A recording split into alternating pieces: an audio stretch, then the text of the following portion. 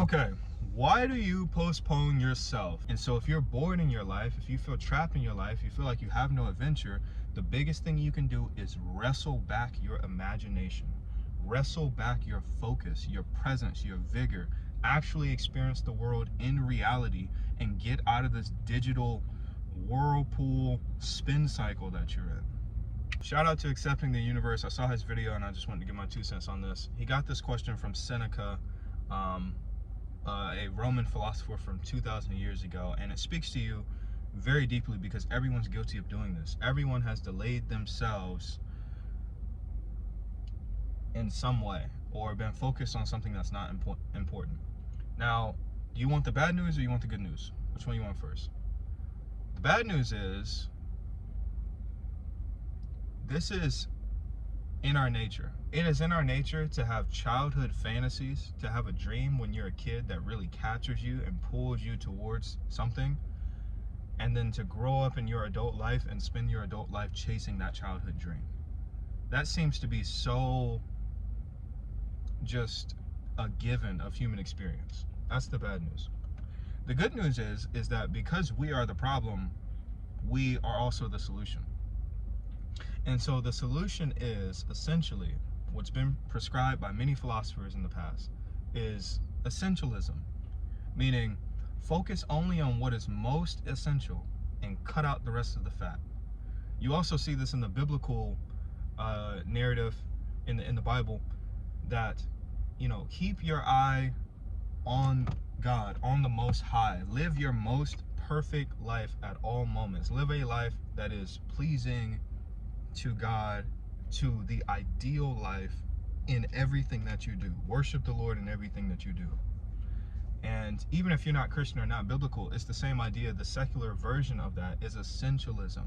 If you are to become the best version of yourself, the strongest, smartest, fastest, richest, most loving, courageous, humble version of yourself, then it's something to embody at all times and in all experiences. The only way to do that is to cut out the fat. So here's some practical ways of doing that. Number one, delete the apps, okay? Half your phone right now is full of things that are not essential. Get rid of Instagram, get rid of TikTok. If you have TikTok, I don't even know how you made it to this video, to be honest. Like, you're probably, I'm gonna leave it alone, right? Get rid of the fatty apps. Get rid of Snapchat. Get rid of these things, especially if you have your notifications on. Oh my God. Wrestle back some control over your attention. Wrestle back some presence, some of your existence, some of your vigor in the world. You know what I mean? Experience the world that's here, real, in front of you. Experience the world around you. And not just be up here all the time and you're watching, you're living in your phone. Your brain is like being teleported into the content. Get out of that. That's the first step. Once you eliminate that, I mean, your life, you have to become more essential, right? Because these things, they satisfy a basic need, which is boredom. But you already had a satisfactory answer to boredom, and it is your imagination. Imagination is the solution to boredom, right? What happened when you were a kid? When you were a kid and you were bored, what would you do? You would make up a game. You would imagine a story. You would make up characters. You would create the fun. And so if you're bored in your life, if you feel trapped in your life, you feel like you have no adventure, the biggest thing you can do is wrestle back your imagination. Wrestle back your focus, your presence, your vigor.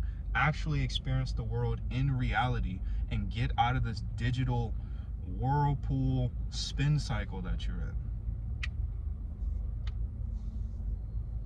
Postpone yourself no more.